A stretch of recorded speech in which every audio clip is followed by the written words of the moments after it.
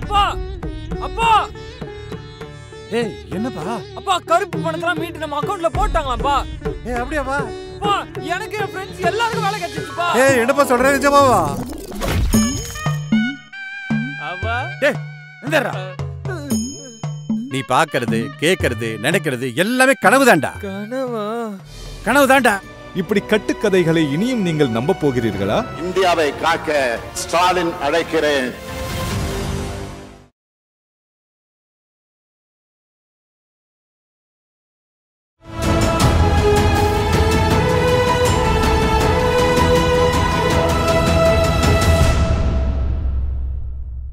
தமிழ் நேயர்களுக்கு அன்பு வணக்கம். நம்மோடு திராவிட முன்னேற்ற கழகத்தின் செய்தி மக்கள் தொடர்பு பிரிவின் மாநில துணைத் தலைவர் திருமதி ஆண்டாள் பிரியதர்ஷினி இணைந்திருக்கிறார். வார்களோடு பேசலாம்.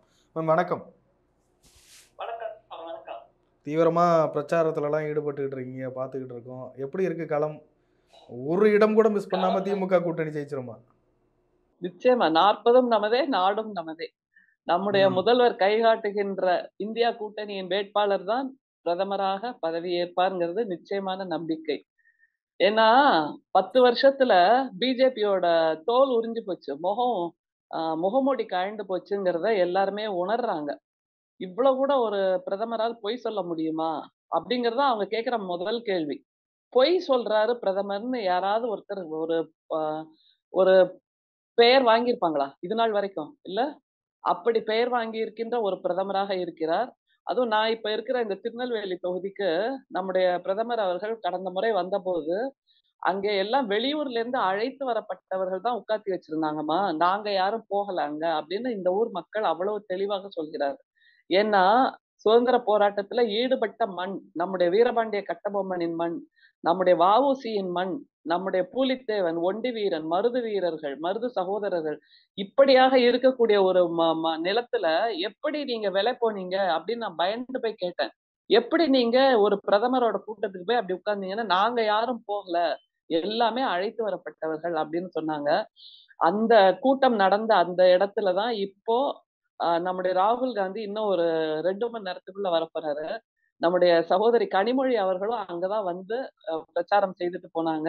நேற்று நம்முடைய இளைஞர் நலன் மற்றும் விளையாட்டுத்துறை அமைச்சர் மாண்புமிகு உதயநிதி அவர்கள் பிரச்சாரத்துக்கு வந்தாங்க. எல்லாமே இயல்பாக வந்து சேர்கின்ற கூட்டமாக இருக்கிறது. நம்ம பாக்குறோம் மற்ற கூட்டங்களுக்கும் இதற்கான கூட்டங்களுக்குமான வித்தியாசத்தை.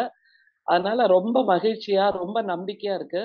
இங்கேயும் மற்ற கட்சிகள் எல்லாம் வேட்பாளர்களை நிறுத்தியிருக்காங்களே தவிர, ஆனால் மிகவும் பிரகாசமாக இருப்பது என்பது நம்முடைய காங்கிரஸ் இந்தியா கூட்டணிக்கு, காங்கிரஸ், திமுக, நம்முடைய விசிக, இப்படியாக கம்யூனிஸ்ட் பார்ட்டி, இப்படியாக இருக்கக்கூடிய கூட்டணிக்கு மிகச்சிறப்பான வாய்ப்பு இருக்கிறது. காரணம் அந்த ரிப்போர்ட் வேற ஒண்ணுமே இல்லை. நம்மளுடைய பிரதமரோட ப்ராக்ரஸ் ரிப்போர்ட் 0 ஃபெயில் அப்படின்னு வருது.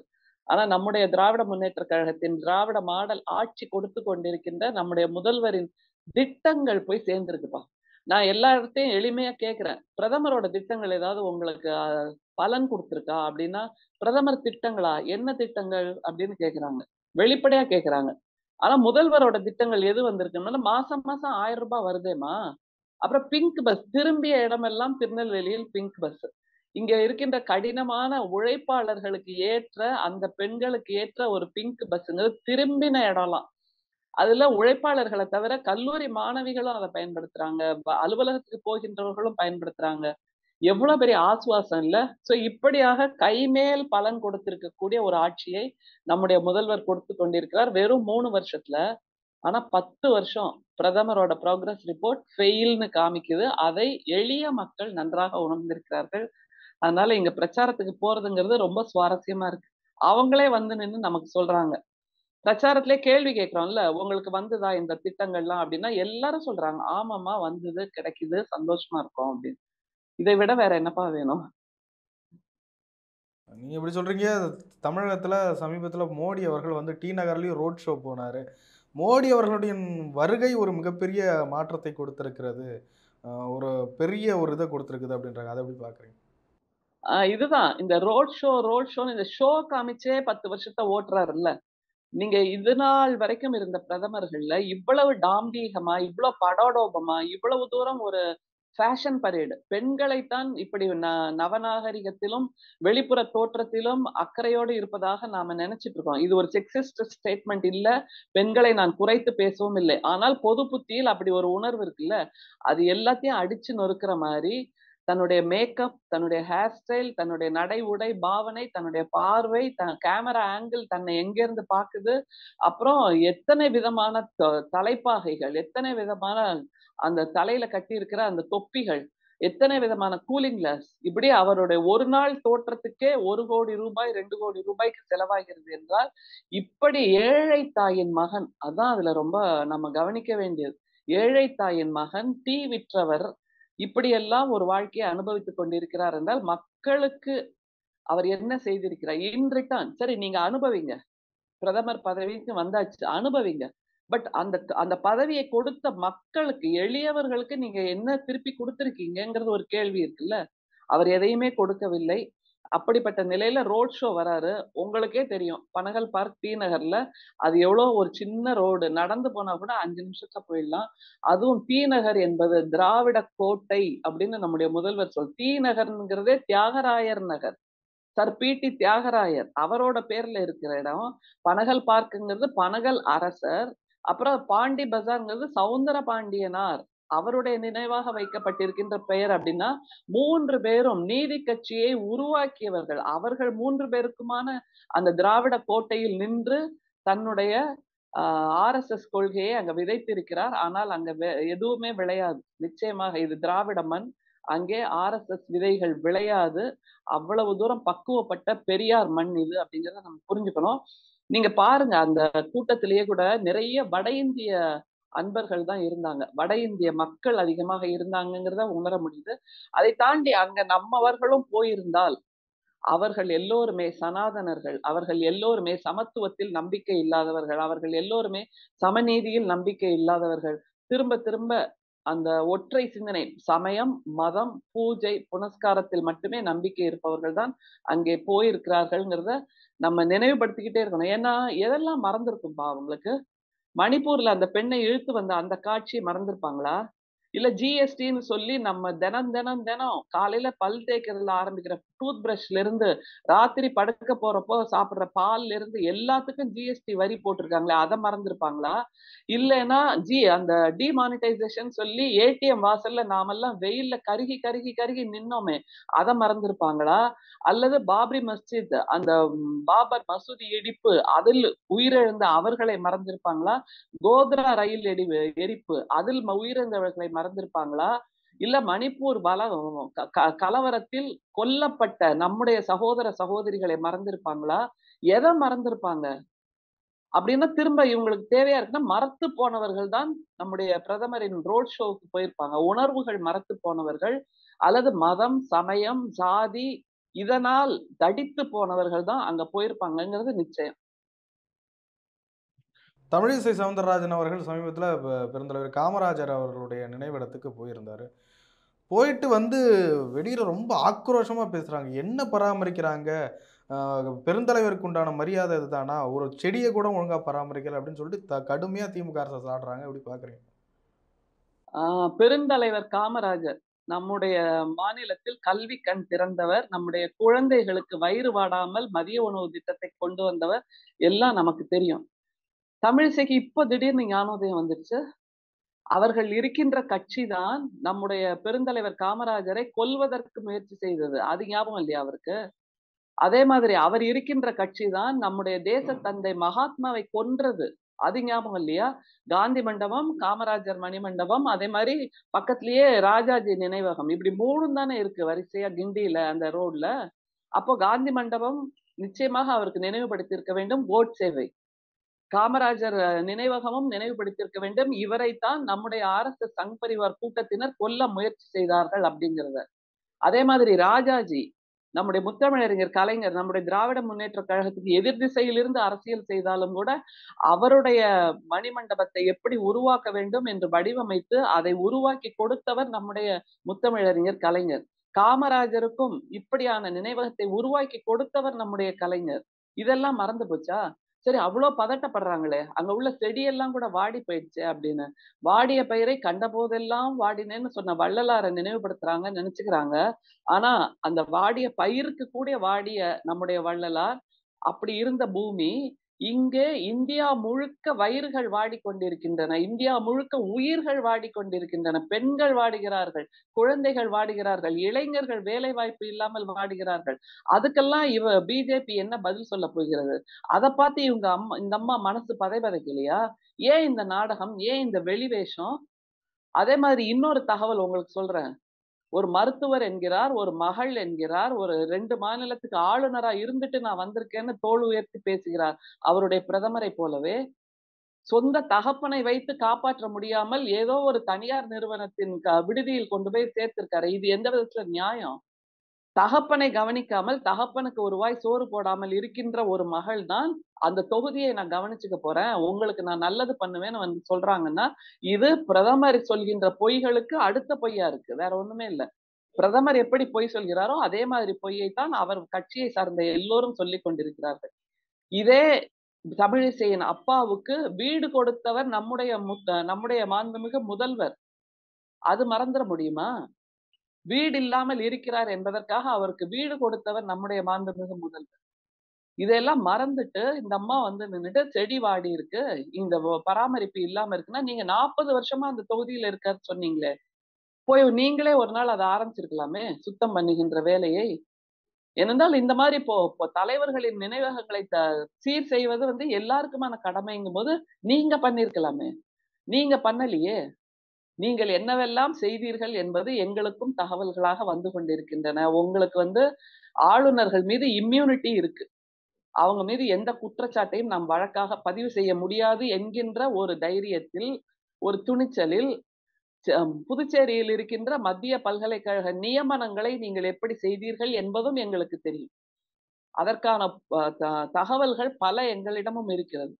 அந்த நியமனங்கள் எல்லாமே இவருடைய வீடு இருக்கின்ற விருகம்பாக்கத்தில் தான் முடிவு செய்யப்பட்டன என்று அங்க விருகம்பாக்கத்து ஜன்னல்களை கேட்டா கூட தெரியுமே. அப்படின்னா எதற்கெடுத்தாலும் நீதியாகவும் நியாயமாகவும் பேசுவதாக நாடகம் நடிக்காதீங்கம்மா. நாங்க பார்த்தாச்சு 10 வருஷமா. சரி அவங்க சொல்றாங்கல்ல, அவங்க கூடுதலா இன்னொன்னு சொன்னாங்கப்பா. மழை வெள்ளம் வந்துச்சு, எப்படி மழையை வர விட்டீங்க அப்படிங்கிறாங்க. அவங்க சொல்றாங்க ஏதோ ஒரு சயின்டிபிக் மெத்தட் இருக்காம், அதை பயன்படுத்துவாங்களா இவங்க விஞ்ஞான பூர்வமா. அப்போ எந்த அளவுக்கு மழை வேணுமோ அந்த அளவுக்கு பெய்ய வைக்கலாம் அப்படிங்கிறாங்க. அப்படின்னா குஜராத்ல மழை பெஞ்சு வெள்ளம் வந்தது இல்ல, அப்ப நம்முடைய பிரதமர் அங்க ஓடி போய் 1000 கோடி ரூபாய் நிவாரணம் கொடுத்தார் இல்லையா? அங்க குஜராத்ல 3 முறை நம்முடைய மோடி அவர்கள் முதல்வராக இருந்திருக்கிறார் என்றால், அப்போ மோடியோட ஆட்சி முதல்வராக சரியில்லை அப்படிங்கிறாங்களா இந்த அம்மா? அப்படி வேண்டிய அளவுக்கு மழை பெய்ய வைக்க முடியும்னா தார் பாலைவனத்துல போய் நின்னு மழை பெய்ய வைக்க வேண்டியதானே இந்தம்மா. அது மாதிரி சிரபுஞ்சின்னு ஒரு மாநிலம் இருக்குல்ல நம்ம ஊர்ல, அங்க தொடர்ந்து மழை பெய்யும். இந்தியால மிக அதிக மழை பொழிவு சிரபுஞ்சியில. அங்க போய் நிறுத்த சொல்லுங்களேன். என்ன இது அன்சைன்டிபிக்கா? இதான் திரும்ப திரும்ப யாகம் வளர்க்குறேன், பூஜை பண்றேன்னு சொல்லி மழையை வர வைக்கிறேன் என்று சொல்ற மாதிரி இவங்க செய்யறதெல்லாம் இந்த சனாதன ஏமாற்று வேலைகள், உருட்டு வேலைகள். அதைத்தான் இந்த மாதிரி செய்ய போறேன்னு சொல்லிட்டு இருக்காங்க. ரொம்பவும் கதைக்கு உதவாத அல்லது பகுத்தறிவுக்கு ஒவ்வாத விஷயங்களை பேசிக்கிட்டு, நான் 2 முறை 2 மாநிலத்துக்கு ஆளுநரா இருந்திருக்கேன், திரும்பி வந்திருக்கேன் மக்கள் சேவைக்காக இருந்தாங்க. சில மக்கள் என்னிடம் இப்படியும் கேட்கிறாங்க. அவங்க மருத்துவரா இருந்தாங்க முதல்ல, அதை விட்டுட்டு பாலிடிக்ஸ்க்கு வந்தாங்க. அப்புறம் பிஜேபி தலைவரா இருந்துட்டு அதை விட்டுட்டு ஆளுநரா போனாங்க. இப்ப ஆளுநருங்கிறதையும் விட்டுட்டு திரும்ப ஜம்ப் பண்ணி ஒரு எம்பியா வரப்போறா அப்படின்னா இவங்க எதுலயுமே நிலையாக நிற்க மாட்டேன் என்கிறார்கள். அந்த ஒரு பாயிண்ட் ஆஃப் வியூவும் இருக்குல்ல. எல்லாத்துலயும் ஜம்ப் பண்ணி அடுத்த நிலைக்கு போயிட்டே இருக்கு அப்படின்னா இது வளர்ச்சி என்று எடுத்துக்கொள்வது ஒரு பார்வை. ஆனால் எதுலயுமே நிலையாக இல்லை இந்த அம்மா. எப்ப பாரு அக்கறை பச்சை அப்படிங்கிற மாதிரியே போயிட்டு இருக்காங்க. ஒரு மருத்துவராகவும் சமூகத்துக்கு சேவை செய்யலாம். ஒரு அன்னை தெரசா பண்ணலையா? அல்லது ஒரு கட்சி தலைவராகவும் பண்ணலாம், கட்சியை வளர்க்கலாம். இந்த அம்மா தலைவரா இருந்தப்போ கட்சி வளரவே இல்லை. அப்புறம் ஆளுநராகவும் செய்யலாம். ஆனா ஆளுநரா இவங்க போய் எல்லா பிஜேபி ஆளுநர்கள் போல குடைச்சல் தான் கொடுத்து கொண்டிருந்தார்கள் முதல்வர்களுக்கு. சரி அதுலயும் விட்டுட்டாங்க. இப்போ எம்பியா வரணும்னு வந்து ஜம்ப் பண்ணி நிக்கிறாங்க அப்படிங்கும்போது இதுல மட்டும் வந்து என்ன பண்ணிட போறாங்க? சொல்றாங்கல்ல, மழை எப்படி பெய்ய விட்டீர்கள் அப்படின்னு ஒரு கேள்வி கேட்கிறாங்க. ஐயோ, பதறி போயிட்டாங்க அதை கேட்டுட்டு. மழையை நிறுத்தக்கூடிய வல்லமை இந்த மனிதர்களாகிய நமக்கு இருக்குன்னா எவ்வளவோ நம்ம செய்யலாமே. வல்லரசு நாடுகள்ல கூட மழை வெள்ளம் வந்தால் ஒன்றும் செய்ய முடியாமல் பார்க்கிறோம். நம்ம காரெல்லாம் அடிச்சிட்டு போறது பாக்குறோம், பாலம் உடையறத பாக்குறோம். அப்புறம் ரீபில்டு பண்ணுவாங்க. இதுதானே இயல்பு. மழையே வராத சரி இவ்வளவு பேசுறாங்க. திருநெல்வேலியில வெள்ளம் வந்ததுப்பா, ஊரே மூழ்கிச்சு, வீடுகள் மூழ்கிச்சு. இவர் கேக்குற அந்த பிரதமர் வந்து நின்னு பார்க்க வேண்டியதானே. இந்த அம்மா தூத்துக்குடிக்கு ஒரு நடை வந்துட்டு திரும்ப போயிட்டாங்க. ஒரு நிவாரணமும் பண்ணவில்லை. இங்க உள்ளவங்கள்ட்ட கேக்குறேன், மழை வெள்ளம் வந்தப்போ பிஜேபில இருந்து வந்தாங்களா அப்படின்னா, பிஜேபி தலைவர் அண்ணாமலை 100 பிரெட் பாக்கெட்டோட வந்துட்டு 100 பேருக்கு மட்டும் கொடுத்துட்டு கிளம்பி போயிட்டாருமா.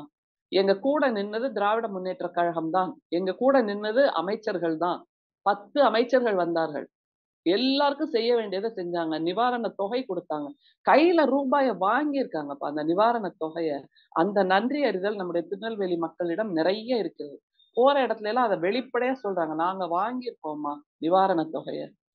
அது மாதிரி வீடு இடிஞ்சதுக்கு ரூபா, மாடு கண்ணெல்லாம் இறந்து போனா அதுக்கு ரூபா, வயல்வெளி சேதத்துக்கு அதுக்கு ரூபா, மீன்பிடி படகுகளுக்கு அதுக்கு ரூபா, எல்லாவற்றுக்கும் நிவாரணம் கொடுத்திருக்கிறார் நம்முடைய மாண்புமிகு முதல்வர். அப்படிங்கும்போது அதை உணர்ந்த நம்முடைய திருநெல்வேலி மக்கள் நன்றி அறிதலோடு பேசுகிறார்கள்ங்கிறத மறந்துடக்கூடாது. அதனால தமிழிசை அவர்களுக்கு நம்ம ஒண்ணு சொல்லணும். உங்க டிராமாவெல்லாம் கேட்டு பார்த்து மயங்கர மக்கள் தமிழ்நாட்டு மக்கள் இல்லை. ஏன்னா நீங்க எதை சொன்னாலும் அது 50 வருஷமா நம்ம தமிழ்நாட்டுல நடைமுறையில இருக்கும். நேத்து கூட பாத்தீங்கல்ல, இந்தியாவிலேயே பிரசவ நேரத்தில் தாயும் சேயும் நலமாக பிரசவிக்கப்படுவது எங்கன்னா தமிழ்நாடு தான் முதலிடம் வகிக்குது. இது எப்படி ஓவர் நைட்ல நடந்ததா? 50 வருஷமா 60 வருஷமா திராவிட முன்னேற்ற கழகத்தின் ஆட்சியில் நடந்த சாதனை. அதே மாதிரி தொழில்நுட்ப பொருட்கள் மிக அதிகமாக உற்பத்தி செய்து ஏற்றுமதியிலும் முதலிடம் வகிப்பது தமிழ்நாடுன்னு நேற்று மத்திய அரசு ரிப்போர்ட் கொடுத்திருக்காங்க. இந்த சாதனை எல்லாம் எங்க இருந்து வருது? தமிழ்நாடு என்கின்ற ஒரு அமைப்பை, கட்டமைப்பை மிகச் சிறப்பாக உருவாக்கிய நம்முடைய திராவிட முன்னேற்ற கழகத்தின் முதல்வர்களுக்குத்தான் நாம் நன்றியை சொல்லியாக வேண்டும். இத அந்த அம்மா கிட்ட நீங்க கொஞ்சம் எடுத்து சொல்லுங்க. 10 வருஷம் இந்தியாவை அவர்கள் கையில் ஒப்படைத்தோம். இப்போது இந்தியாவை மீண்டும் நாங்கள் கைப்பற்றி உயிர் கொடுக்க வேண்டிய நிலையில் இருக்கிறோம். 10 வருஷத்துல குழியில தள்ளி விட்டாங்க. எதுவுமே இல்லை இங்க. எல்லாம் அவங்க பேசினது சுண்டல், பூஜை, புனஸ்காரம், ஜாதி, சமயம், பிரிவினைவாதம், இனவேற்றுமை, ஏற்றத்தாழ்வு, சனாதனர்கள் தான் மேல இருக்கணும், மீதி பேர்லாம் கீழே தான் இருக்கணும் என்கின்ற உணர்வு மட்டும்தான். இவ்வளவு பேசுறாங்களே, தமிழிசையை கூட அவர் ஒரு நூற்றாண்டுக்கு முன்னாடி இவரை போன்ற நம்மை போன்ற எல்லோரையும் இந்த சனாதனர்கள் அடிமைப்படுத்தி வச்சிருந்தாங்க. அவங்க வர சாலையில கூட நடப்பதற்கு நமக்கு உரிமை இல்லை. தோல் சீலை போராட்டம்ங்கிறது மேல மார்பை மூடக்கூடாதுன்னு சொன்னவங்க தான் இந்த சனாதனர்கள். ஆண்களும் சட்டை போடக்கூடாதுன்னு சொன்னவங்க தான் இந்த சனாதனர். அதற்கு எதிராகத்தான் தோல் சீலை போராட்டம் நடந்தது. கோயிலுக்குள்ள இவங்க எல்லாம் வரக்கூடாது, அந்த வார்த்தையை நான் சொல்றேன், சானார் நாடார் அப்படின்னு சொன்னது. இப்படி நம்மை இழிவுபடுத்திய ஒரு கட்சியோடு போய் சேர்ந்துகிட்டு இப்ப அவங்க எந்த விதத்துல நமக்கு நீதி கொடுக்க முடியும்? எப்படி நியாயம் கொடுக்க முடியும்? இதெல்லாம் தெரியாதா? மக்கள் பார்த்துட்டு தான் இருக்காங்க இவங்க பண்ற டிராமாவை. அதனால தமிழிசை போய் காந்தி மண்டபத்திலையும், காமராஜர் நினைவகத்திலையும், ராஜாஜி நினைவகத்திலையும் வணக்கம் சொன்னாங்கன்னா சொல்லிட்டு வெளியில வாங்க. அவ்வளவுதான். அதுல உங்களோட பங்கு ஒரு புல் அளவுக்கு கூட இல்லை என்பது தமிழ்நாட்டுக்கு நன்றாக தெரியும். அண்ணாமலை அவர்கள் சமீபத்தில் ஒரு பேட்டி கொடுத்திருந்தாரு. அவர் பொதுவாக 2 திராவிட கட்சிகளையுமே எதிர்க்காரு. நீங்கள் திமுக காரன்றதை தாண்டி ஒரு திராவிட இயக்க பற்றாளராக உங்ககிட்ட கேட்குறேன். 2024க்கு பிறகு 2 திராவிட கட்சியில் ஒரு திராவிட கட்சி இருக்காது அப்படின்றாரு. அந்த இடத்துக்கு பிஜேபி வந்துடும் அப்படின்ற மாதிரி பேசுறாரு. எப்படி பார்க்குறீங்க அதை? எனக்கு எல்லா ஊடக விவாதங்கள்லையும் சரி, ஊடக பேட்டிகளையும் இவரை பத்தியே கேள்வி கேட்கறது எனக்கு பிடிக்கவே இல்லைப்பா. ஏன்னா அவர் ஒன்றும் அவ்வளவு தூரம் சமூகத்துக்கு பங்களித்து விடவில்லை. இன்னமும் ஒரு அறிவுபூர்வமாக பேசக்கூடியவராக இல்லை. அட்டென்ஷன் சீக்கிங்னு சொல்லுவாங்கல்ல, குழந்தை திடீர்னு அழுது மத்தவங்க எல்லாம் போய் அதை என்னம்மா வேணும், என்ன குழந்தை வேணும், என்ன பாப்பா வேணும்னு கேட்க வைப்பாங்கல்ல, அது அட்டென்ஷன் சீக்கிங் மோட்லயே அவர் இருக்காரே தவிர சமூகத்துக்கு நான் அறிவுபூர்வமாக இதை சொல்கிறேன், ஆக்கப்பூர்வமாக இதை செய்கிறேன் அப்படிங்கிற நிலைப்பாடு அவருக்கு இல்லை.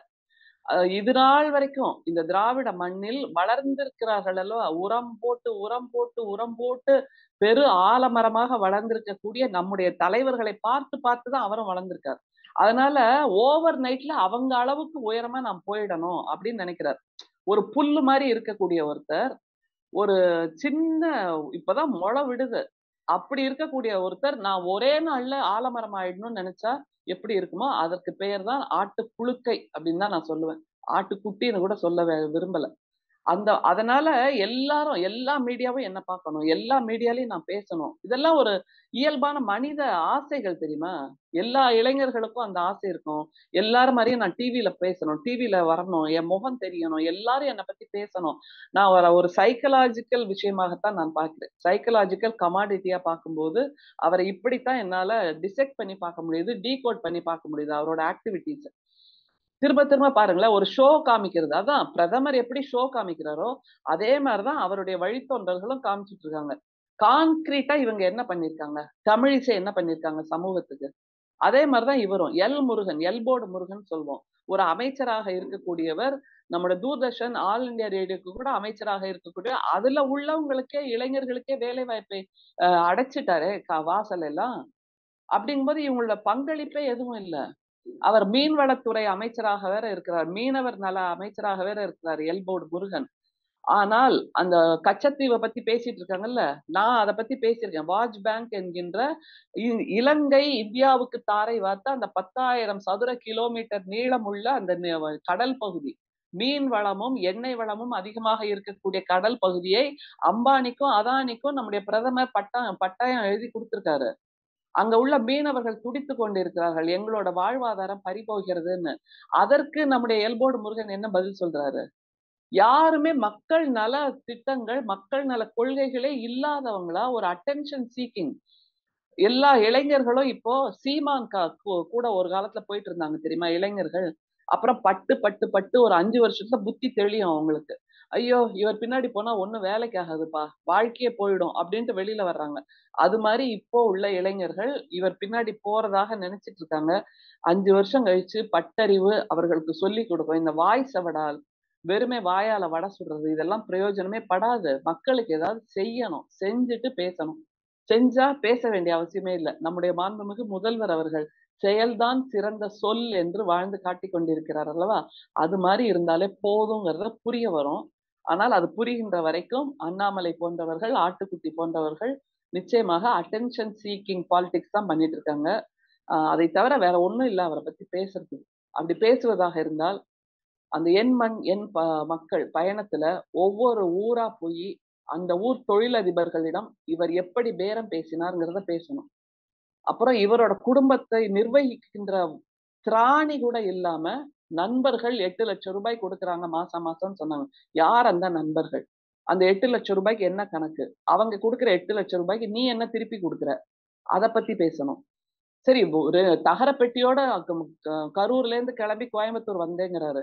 ஆனா இப்ப அவர் கொடுக்கின்ற சொத்து விவர பட்டியல் மலைக்க வைக்கிறது, வியக்க வைக்கிறது. அதை பத்தி பேசணும். அதே மாதிரி தமிழிசை அக்காட்ட போய் என்ன கேட்கணும்?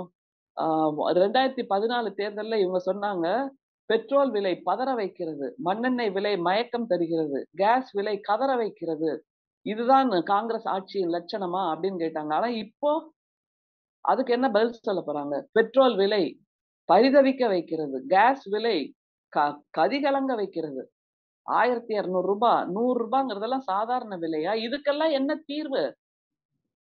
செடி கருகி போயிருக்குன்னு வருத்தப்படுறாங்க, செடி வாடி போயிருக்குன்னு வருத்தப்படுறாங்க. இந்த விலை உயர்வுக்கு என்ன தீர்வு? இன்னொன்னு சொல்றேன்பா, காங்கிரஸ் பேரியக்கத்தின் தேர்தல் அறிக்கை வெளிவந்தாச்சு, திமுகவின் தேர்தல் அறிக்கை வெளிவந்தாச்சு. ஏப்ரல் 19 தேர்தல் தமிழ்நாட்டுல. இன்னமும் பிஜேபி தேர்தல் அறிக்கையை வெளியிடவில்லை என்றால் அப்ப தேர்தல் அறிக்கையில இவங்களுக்கு நம்பிக்கை இல்லை. ஏன்னா அதுல எப்படியும் நாங்க பொய் தான் சொல்ல போறோம், அந்த பொய்யை நிறைவேற்றவும் மாட்டோம், அதனால எங்களுக்கு தேர்தல் அறிக்கையே வேண்டாம். உலகத்திலேயே மிகப்பெரிய கட்சின்னு கிளைம் பண்றாங்கல்ல, அது அப்படின்னா இதுதான் ஜனநாயக நடைமுறையா? அப்ப இவங்களுக்கு ஜனநாயகத்துல நம்பிக்கை இல்லைங்கிறதும் தெரிய வருது இல்ல. மக்களுக்கு வேண்டியது தேர்தல் அறிக்கை. எந்த தேர்தலாக இருந்தாலும் தேர்தல் அறிக்கை தான் வேட்பாளர். அது ஒரு மிகப்பெரிய வேட்பாளர்.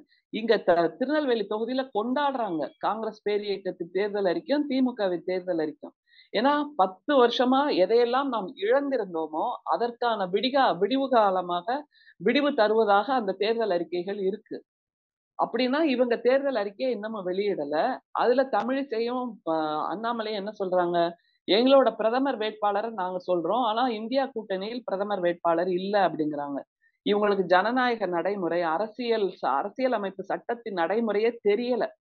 ஏன்னா எந்த நாடாளுமன்ற தேர்தலும் எம்பிக்களை தேர்ந்தெடுப்பதற்கான ஒரு தேர்தல் தானே தவிர பிரதமரை தேர்ந்தெடுப்பதுங்கிறது வெற்றி பெற்ற நாடாளுமன்ற உறுப்பினர்கள் அதற்கப்புறம் ஒருவரை பிரதமராக தேர்ந்தெடுப்பார்கள். அதுதான் நடைமுறை, ஜனநாயக நடைமுறை. ஆனா முதல்லயே ஒரு பிரதமர், அப்ப போன தேர்தல்ல கூட பாருங்க, மன்மோகன் சிங் தான் பிரதமர் வேட்பாளர் என்று சொல்லவில்லையே காங்கிரஸ்ல. அதுதான் நடைமுறை, அதுதான் சரியான அரசியல் அமைப்பு சட்டத்தின்படி நடப்பது. ஆனா இவங்க எப்பவுமே தப்பை தான் சரியாக மக்கள் மீது திணிப்பார்கள். அப்புறம் நேத்து இன்னொரு கேள்வி வேற இவர் ஆட்டுப்புழுக்க கேட்கிறாரு, நாங்கள் ரோட் ஷோ பண்ண மாதிரி திமுகவோ அதிமுகவோ பண்ண முடியுமா, பண்ணினா கூட்டம் வருமா அப்படிங்கிறார். நாங்க எதுக்கு ரோட் ஷோ பண்ணணும்? நீங்கள் ஏன் அந்த சிந்தனையை எங்கள் மீது திணிக்கிறீர்கள்? திரும்பவும் ஒரு ராமர் கோயில் கட்டிட்டு இந்த ராமர் கோயிலுக்கு நீங்கள் வந்தால்தான் இந்து, வரலன்னா இந்து மத விரோதின்னு சொன்னாங்கல்ல, ஆன்டி ஹிந்துன்னு சொன்னாங்கல்ல. அப்போ ராமர் கோயிலுக்கு வருபவர்கள் தான் இந்துக்கள்னு ஒரு கிளைம் பண்றாங்க. அது மாதிரி ரோட் ஷோ பண்ணவங்க தான் தலைவர்களா? ரோட் ஷோ பண்ணாதான் கட்சியா? நீங்க வேணா அதுல நம்பிக்கை உள்ளவர்களா இருக்கலாம், அந்த மாதிரி கவர்ச்சி அரசியலில். ஆனால் திராவிட முன்னேற்ற கழகம் எப்போதும் மக்களுக்கான நன்மைகளை செய்கின்ற ஒரு கட்சி தான், ஒரு இயக்கம். கட்சின்னு கூட சொல்ல முடியாது, இயக்கம். எனவே திரும்ப திரும்ப இவர்கள் தங்களுடைய தவறான கோட்பாடுகளை சரி என்று இந்திய மக்கள் மீது திணித்துக் கொண்டிருக்கிறார்கள். நாம் இவர்களுக்கு ஒரு பாடம் கற்பித்தே ஆக வேண்டும். ஜனநாயகத்தை காப்பாற்ற வேண்டும், இந்தியாவை காப்பாற்ற வேண்டும், எதிர்கால இளைஞர்களுக்கான இந்தியாவை காப்பாற்ற வேண்டிய 2வது சுதந்திர போர் இந்த தேர்தல் அப்படிங்கிறத நம்ம பரப்புரையில தெளிவா சொல்லிட்டு இருக்கோம். நிறைய விஷயங்களை பகிர்ந்து கொண்டீங்க. நன்றி. நன்றி. அப்பா அப்பா ஏய் என்னப்பா? அப்பா கருப்பு பணத்தெல்லாம் மீட்டு நம்ம அக்கவுண்ட்ல போட்டாங்களாப்பா. ஏய் அப்படியாப்பா? அப்பா எனக்கு என் ஃப்ரெண்ட்ஸ் எல்லாருக்கும் வேலை கிடைச்சிருச்சுப்பா. ஏய் என்னப்பா சொல்ற நிஜமாவா? அப்பா டேய் எந்தடா? நீ பாக்குறது, கேக்குறது, நினைக்கிறது எல்லாமே கனவுதான்டா. கனவா? கனவுதான்டா. இப்படி கட்டுக்கதைகளை இனியும் நீங்கள் நம்ப போகிறீர்களா? இந்தியாவை காக்க ஸ்டாலின் அழைக்கிறேன்.